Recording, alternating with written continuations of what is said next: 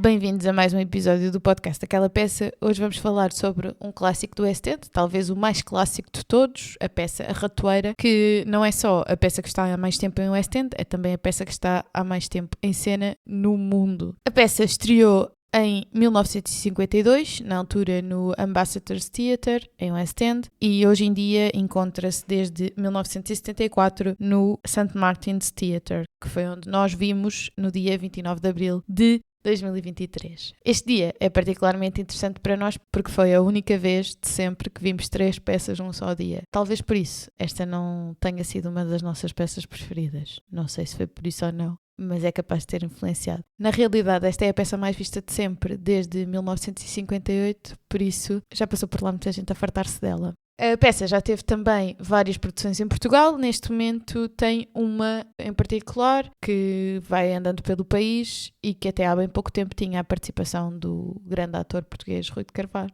Eu tive a oportunidade de ver a produção portuguesa também. Posto isto, já te expliquei que não é uma das nossas peças preferidas. Explica lá um bocadinho a sinopse desta peça. Basicamente, esta peça consiste no seguinte: existe uma guest house, como é que eu ia dizer, um alojamento local, por assim dizer, explorado por um casal de recém-casados, e é certamente na peça, muito no início, não é? Naturalmente, aparece um detetive a avisar que está um homicida à solta, está um assassino à solta, e esse assassino, ou melhor, não sabemos se é esse assassino, mas dentro do pânico que esse alerta gera e que faz com que eles tenham que se trancar dentro daquele alojamento por questões de segurança, há outra morte. E a partir daí, nomeadamente com a ajuda do detetive, mas entre eles todos, tentam perceber quem é que de facto é o homicida, quem é que é o assassino dentro daquelas pessoas todas. Está ali uma espécie de, quem é que fez, quem é que é o culpado. Sim. A peça tem um fator interessante, é que no final toda a gente é convidada a não revelar efetivamente quem é que é o culpado do crime. E pronto, de há anos para cá, apesar de ser a peça mais vista de sempre em West End e já ter estado em várias localizações do mundo, nomeadamente em Portugal, eu acho que ainda deve haver algumas pessoas que vão à surpresa. Nós íamos um bocadinho, nós não sabíamos quem é que tinha sido a pessoa que efetivamente tinha sido o assassino. Eu vou dizer o seguinte, eu não fiquei totalmente surpreendido. Não sei explicar porquê, mas nem foi uma questão de acting, foi mesmo uma questão da lógica, da história e tudo mais. Estava à espera assim de um plot twist maior. Não querendo ser desmancha-prazeres, e nós de certeza que havemos de ter oportunidade, ou espero eu, que tenhamos a oportunidade de falar sobre Witness for the Prosecution, outra peça da autoria de Agatha Christie, também em cena em Londres. Eu acho que essa peça, e fico-me por aqui, surpreendeu muito mais. Esta peça, ela é mais linear, por assim dizer, é mais um clássico. Tem uma perspectiva mais clássica sobre este tipo de mistérios e se calhar por isso não me surpreendeu imenso. A própria peça em si, lá está, como também é muito clássica, quiçá sofre também, eu acho que ela também sofre um bocadinho do problema de ter sido primeiramente encenada em 1952. Aquilo tem um cenário muito básico, muito estático, o que faz com que a mim não me surpreenda. Agora, fazendo a ponte com o tema sobre o qual nós falamos em todos os episódios, não é? Se eu me arrependo de ter ido, não, bem pelo contrário, porque pronto, é um check, está visto. E acho que esse foi um bocadinho o nosso objetivo, de ir ver a peça. Foi quando nós fomos, a peça estava em cena há 70 anos, todas as decorações faziam alusões aos 70 anos, eu tenho ideia que o próprio ímã que nós temos no frigorífico faz alusão aos 70 anos, e aquilo é um marco que vai aumentando o ano. Existe por acaso é uma peça decorativa muito interessante, muito analógica, que está logo na entrada do teatro, depois de se passar a porta principal está logo na entrada do teatro, que é um contador do número de exibições que a peça já teve. Essa altura é quase um objetivo das próprias pessoas irem ver a peça, pronto, é atingir esse marco e pronto, e nós fazemos parte daquelas dezenas de milhares que tu estavas a mencionar e bem, foi um bocadinho mais por aí, foi do género, a peça está lá, nós estamos aqui. Sim, nós na altura em 2023 já tínhamos iniciado a nossa visualização de peças em West End há bastante tempo, não era um facto novo para nós. A Ratoeira era daquelas que estávamos a evitar ir ver porque, pronto, achávamos que ia ser um pouco banal, um pouco uma coisa que já estava gasta, diga-se, e pronto, andámos a evitar ir ver durante algum tempo, até que um dia proporcionou-se e fomos de facto ver, e pronto, ficou vista. Se calhar também imaginem, pode ser uma questão de não ser uma peça para nós. porque pode ser um plot que agrada a muita gente, simplesmente não é para nós. Às vezes há narrativas que são para umas pessoas, outras que são para outras. Em particular, não houve nada no acting daqueles atores que me dissesse: estes são maus atores, a peça está mal representada. Não, a peça estava ótima como estava. Agora, para mim é um bocadinho chata, não é? Por outro lado, entras aí num ponto interessante, que é: os atores já rodaram imenso, já passaram por lá imensos atores. Portanto, a certa altura uma pessoa vai ver a peça, pela estrutura, pela história, pelo facto de ser uma peça da Agatha Christie e não tanto pelo ator X ou Y. É uma peça turística e comercial e não tanto porque vamos lá, porque agora sabemos que está lá um ator não sei o quê. Não é relevante. É que, olha, já falámos sobre isto no Fantasma da Ópera, é um bocadinho a mesma coisa, apesar de que eu pessoalmente gosto mais do Fantasma da Ópera, não é? Portanto, pronto.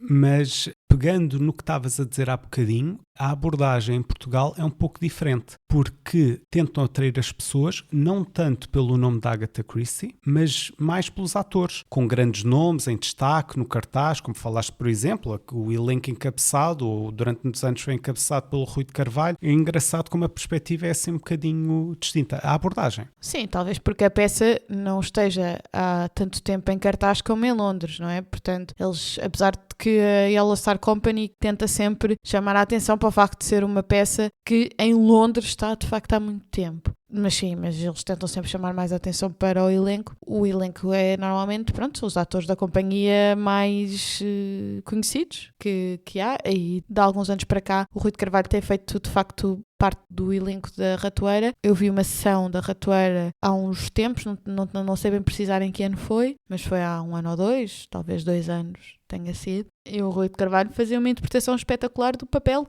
que era o dele. Tendo em conta que eu já vi a peça em Londres, sei mais ou menos quais é que são todas as personagens e ele, naquela personagem, era o melhor de todos, comparando com as outras personagens que também estavam a fazer as personagens deles, mas eles não eram, na minha opinião, tão bons a fazer a personagem deles como o Rui de Carvalho era a fazer a dele. De facto, é uma pessoa que está no teatro há muitos anos e foi muito bom ter podido assistir uma peça ao vivo dele. Foi a única vez que o vi ao vivo e pronto, guardo na memória. Era o detetive, não era? Era. Eu deixaria aqui um elogio sincero à Yellow Star Company, porque devem ser das companhias que se esforça por ter estas peças durante mais tempo, encene-se onde se encene, no espaço onde for, vão arranjando espaço para ter estas peças em cena durante o tempo que for preciso, tem uma dinâmica ao ponto de, se for preciso trocar atores, troca-se atores, porque este elenco não é só a questão do Rui de Carvalho. Sim, vários personagens desta trama que já foram interpretados por atores distintos, não é só o detetive, mas com outras personagens isso também aconteceu. E aí dou mérito à companhia porque procura sempre muito, não é? Mesmo andando um bocadinho de casa em casa, agora pronto, já mais ligados ao Centro Cultural da Malaposta, mas também muitas vezes encenam no auditório de Tagus Parque e noutros espaços, e vão um bocadinho andando de casa às costas, mas sempre com essa adaptabilidade para ir encenando, de tal forma que a Ratoeira ora deixa de aparecer, ora volta a aparecer, e outras peças da Yellow Star Company igual, e as pessoas vão vendo, e isso é um elogio que faço. Às vezes aparece assim em poucos dias, tipo 2, 3 dias, depois vai para outro sítio e eles vão fazendo essa exibição da peça. E é muito interessante. Em particular, o Rui de Carvalho, até bastante recentemente, conseguir acompanhar a companhia nessa giga-joga de mudança de espaço. Ele fazia ao mesmo tempo outra peça com eles, o Rui de Carvalho, uma história de vida, qualquer coisa deste género. E, portanto, é notável, não é? Para a idade. O Rui de Carvalho fez agora 99 anos, portanto, o ano passado tinha 98, talvez quando eu tenha visto tinha 97. Pronto, acho que não somos sequer dotados o suficiente para fazer elogios à figura do ator em questão, que é o ator em trabalho, não é? Mais velho do mundo a trabalhar neste momento. Fazendo o paralelo, estávamos a falar desta peça ser encenada muitas vezes com a casa às costas. Também é uma peça que dá para isso, não é? Porque tem poucos adereços, tem um cenário simples. Fazendo o paralelo com Londres, há aqui um pormenor engraçado, mas de resto eu diria que está atualmente no St. Martin's Theatre, que em si não é um teatro que tenha particular piada, é um teatro amplo, mas não tem imensa piada, com todo o respeito, e está desde 1974. Portanto, houve 22 anos antes, entre 52 e 74, onde esteve no Ambassador's Theatre, sobre o qual nós já falámos aqui, no Curious Case of Benjamin Button, que esteve lá 1 ano e tal. Esta peça esteve lá há 22 anos. E a piada é que o Ambassador's Theatre está mesmo ao lado do St. Martin's Theatre. E nós, quando saímos do Curious Case of Benjamin Button, chegámos a cruzar-nos com pessoas que estavam a sair da ratoeira. E até se nota a diferença no público, diria eu. Especialmente na animação do público, não é? As pessoas que vão à ratoeira se calhar é mais... pronto, está feito. Mas é um público, eu senti pelo menos isso, não sei se sentiste também, é um público, em média, há para todas as idades, mas é um público em geral um pouco mais sénior.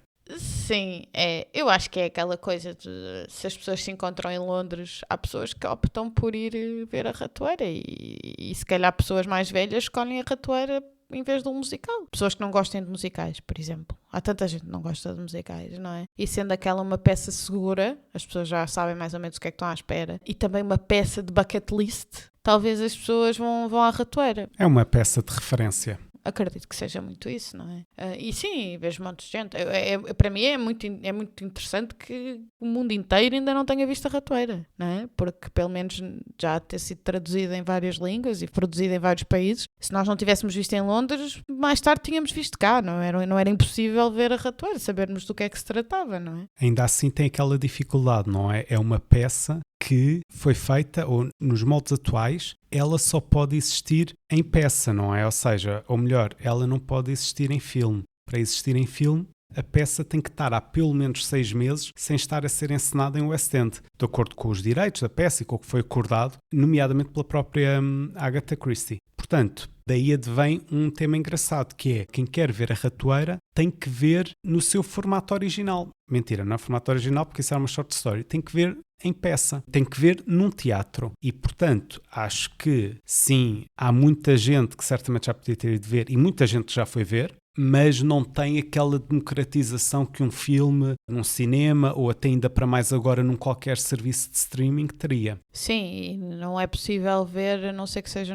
num teatro. Isso tem algumas limitações, mas de qualquer forma, com a quantidade de produções que já deve ter existido no mundo. Sim. Concordo com esse ponto de vista. É uma peça global. É uma autora global, é famosa mundialmente, os seus livros correram o mundo, filmes baseados nos livros, e de aspas, séries, pronto, mas os filmes de A Morte no Nilo, O Crime do Expresso do Oriente, 2 obras famosíssimas, séries, nomeadamente do Poirot, mas não só. Diria eu, em qualquer parte do mundo, ou em quase qualquer parte do mundo, colocas o nome Agatha Christie e vais ter as pessoas a ir ver. Sim, dizer também aqui sobre o teatro em particular e sobre a versatilidade de produzir isto em qualquer sítio do mundo, que é uma peça muito pouco elaborada no que diz respeito a adereços, cenário. É uma peça de um único cenário que se passa num único sítio, no salão daquela mansão onde a peça se passa, isso podemos dizer, e é assim. E nós somos simplesmente, constantemente confrontados com este espaço. Portanto, desde que seja possível replicar este salão, que acredito que esteja nas descrições da peça escrita pela Agatha Christie nas produções internacionais, a ratoeira pode ser feita em qualquer lado. Se nós pudéssemos reproduzir aqui na nossa sala o salão da ratoeira, podíamos fazer a peça aqui na nossa sala.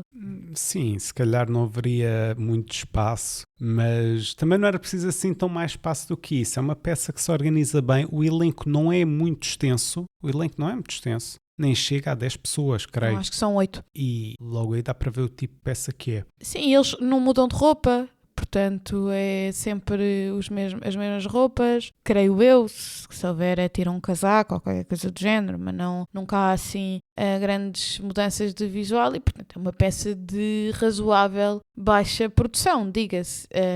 E nesse aspecto isso só mostra que é extraordinário estar há tanto tempo em West End e ainda continuar a haver tanta gente que quer ir ver. Depois também é interessante ser uma narrativa que se passa num tempo histórico diferente do atual, não é? E, portanto, nesse aspecto é engraçado continuar a atrair tanto público. Pode ser, claro, o fator Agatha Christie, o fator ser uma história que as pessoas tenham curiosidade, ser uma peça que está há muito tempo, ser uma atração turística, tudo isso são coisas válidas, mas é interessante, porque a identificação do público com aquele crime já não existe, não é?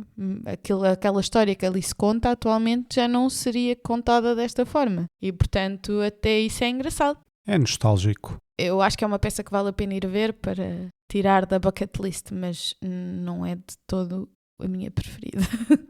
Pegando na nota da preferência, se me permites, falta-nos agora dar a classificação. Na minha opinião, a minha nota é um 3,5, porque é engraçado, à medida que nós vamos avançando no podcast, não só eu não consigo ceder à tentação de comparar a nota que eu vou dar em cada episódio com, ou que vou dar em cada... já deste noutras circunstâncias. Com o que eu já dei noutras circunstâncias. E, portanto, aqui o que é que nós temos? Temos um conjunto de musicais e peças a que demos 4, como cumprindo, sendo interessante, etc. E eu, nesta, sendo interessante, mesmo assim, são muito boas, e pronto, se cá com um deal espetacular, ou eu não tendo nada para fazer, até voltava lá. Por exemplo, tenho ideia de coisas do género Back to the Future e coisas do género. Nem de propósito, foi exatamente a peça, ou neste caso musical, que vimos a seguir a este. Portanto, nós saímos daqui, passado 2 horas e tal, estávamos no Adelphi a ver Back to the Future. Ainda bem que estávamos.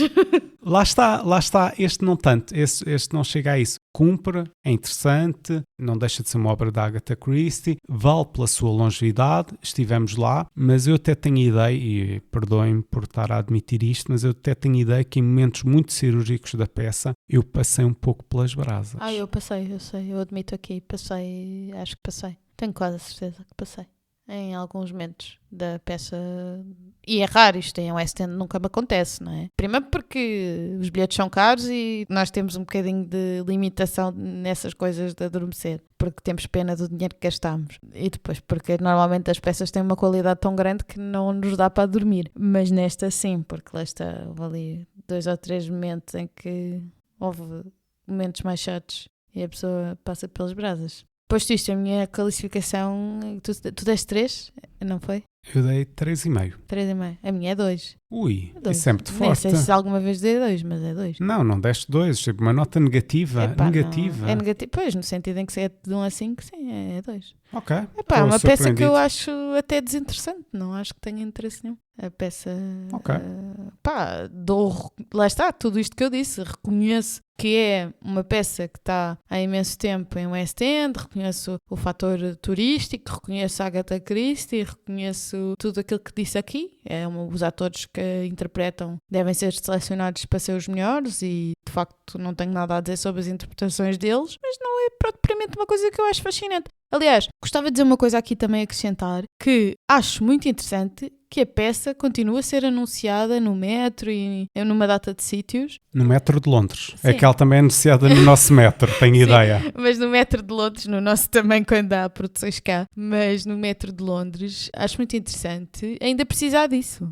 É uma coisa engraçada, não é? É assim, atenção, eu acho que tu tens peças como Miseráveis, Fantasma da Ópera, etc, porque quanto mais gente, melhor. Eu acho que não é uma questão de precisar, é uma questão de, se vier mais gente, pronto, sim, enchemos mais cadeiras, é muita cadeira para encher dia após dia após dia. Mas é muito engraçado, eu não sei se houve algum tempo em que a peça teve tipo para fechar, por exemplo, nas nossas pesquisas não ouvi falar disso, mas se precisou de mais anúncios, se precisou de mais dinheiro, de facto a peça teve a sua única interrupção desde 1952, foi durante Covid, não é? Talvez nessa altura tenha precisado de um boost e nós de facto vamos ver na época pós-Covid, já em 2023, mas eu não acho a peça nada de especial. Por exemplo, lá estava-se a falar da Witness for the Prosecution, que eu espero que um dia a gente consiga falar aqui. É a Agatha Christie também e eu acho muito mais interessante. Foi uma peça que me surpreendeu de uma forma muito mais interessante, até a forma como a peça é feita, não é? Não esquecer que a Witness for the Prosecution, não querendo falar muito sobre isso, é uma peça que é num tribunal, etc. Pronto, não tem nada a ver, lá está. Sim, a ação decorre num tribunal. Estes fatores que nós falámos, do cenário único, poucas mudanças de visual das personagens, etc. Quer dizer, naquele contexto não acontece tanto. É diferente, é uma peça totalmente diferente. Portanto, também estou aqui a julgar uma comparação injusta, porque a ratoeira nunca poderia ser a outra e a outra nunca poderia ser a ratoeira, não é? Eu queria só acrescentar uma perspectiva a essa questão do cenário e tudo mais. Só para terem uma noção, porque é que se considera que isto é a peça há mais tempo, de forma ininterrupta em West End, e está está a ser encenada ininterruptamente desde 1952, apesar de ter mudado de teatro. É que basicamente, Portanto, a 23 de março de 74 é a última performance no Ambassador's Theatre e 2 dias depois, portanto isto foi um sábado, 2 dias depois, na segunda-feira, no dia 25 de março de 74, a peça está a começar a ser encenada e desde então até agora, não é? No St. Martin's Theatre. Portanto, é uma peça tão fácil de montar que de um sábado para uma segunda-feira mudou de teatro. Isto é raríssimo, é o West End, porque normalmente quando as peças ou mudam de teatro ou começam num teatro, os teatros estão meses fechados às vezes. Não é normal uma produção passar assim de um momento para o outro, porque há obras a fazer, grandes produções, grandes efeitos. Olha, outra coisa que não falámos aqui, mas podemos falar agora, a peça tem nenhum efeito especial, não é? É uma peça que existe em 2026 e não tem nenhum efeito especial. Não há um fuminho, não há um tiro, não há nada, né? E é uma peça sobre um crime. Sim, acabas por ter efeitos sonoros e tal, mas sim. Mas, não há orquestra, não é? Mas mesmo em algumas peças que não são musicais, às vezes há orquestra, mas aqui não há necessidade disso. Sim, exato, aqui não há necessidade disso. E dar aqui outra nota. A própria Agatha Christie estava convencida de que esta peça ia durar 8 meses em Londres. Portanto, quem melhor do que ela para saber o que é que tinha ali? Ela deve ter ficado surpreendidíssima por isto ainda ter existido até ao fim da vida dela e ter ultrapassado largamente a vida dela. É uma coisa quase que não faz sentido, não é? É uma coisa assim meio estranha. Eu acho que à medida que o tempo vai passando, assim como há os clássicos dos musicais, que neste caso em Londres é o Fantasma da Ópera e os Miseráveis, aqui há um clássico em formato de peça. E as pessoas vão ver e depois é uma pescadinha de rabo na boca, em que toda a gente vai ver e as pessoas continuam a ir ver e depois quantas mais pessoas vai, mais performances fazem e mais anos passam e vão atingindo recordes e recordes. E isso, a certa altura, haverá de ter um fim, mas não parece ter um fim. Por exemplo, no caso do Fantasma da Ópera, sobre o qual nós falámos ainda esta temporada, a certa altura teve um fim na Broadway e teve alterações em Londres por causa dos custos. Aqui é uma peça muito mais barata de se fazer. Sim, esta peça corre... pronto, esta peça é uma coisa facílima de se fazer. De certeza que enchendo o teatro relativamente dá lucro. É pagar às 8 pessoas que fazem a peça e fazer nas mesmas cadeiras e na mesma lareira e na mesma coisa que compõe o cenário, que lá está desde 1952. Neste caso 74, que foi quando passou para aquele teatro. Mas pronto. Acredita que se não desse lucro já tinha fechado. Peças há em que as salas estão cheias, mas em que a certa altura já não dá para continuar. E ali, então não dá para continuar. A idade dá. Eu quero acreditar, como disse, que é um fator do turismo também, não é? Sim, claro. De pessoas que vêm do estrangeiro e que vão visitar Londres e que aproveitam, querem ir ao teatro, não gostam particularmente de musicais e optam por ver uma peça e aquela também tem um inglês fácil, não é? Se conhecerem a linguagem da Agatha Christie, dos livros, etc., e das séries, é-lhes familiar e, portanto, é fácil a um turista ir àquela peça e, portanto, eu acho que eventualmente também tem este fator turístico e como é tão anunciado nos metros, etc., deve ser possível, deve ser daquelas peças que é muito possível conseguir um bilhete para o dia. Vou ver. Neste momento estou aqui a ver se é fácil, neste caso não é para o dia, mas vou ver para o dia seguinte,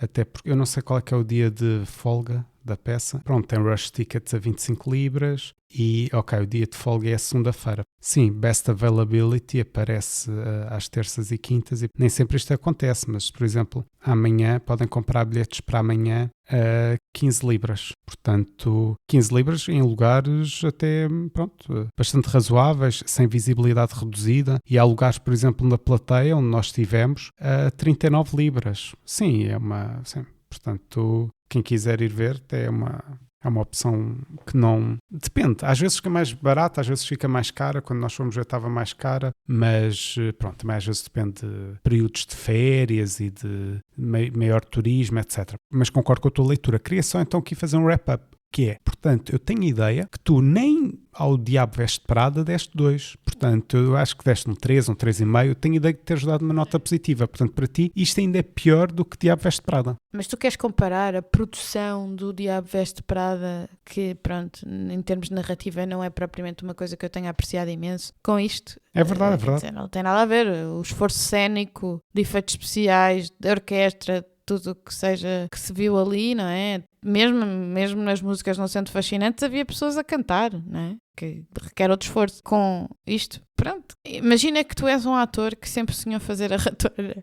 Imagino que exista. Porque podem haver pessoas que estão apaixonadas por aquela narrativa, pronto. Gostam muito da história.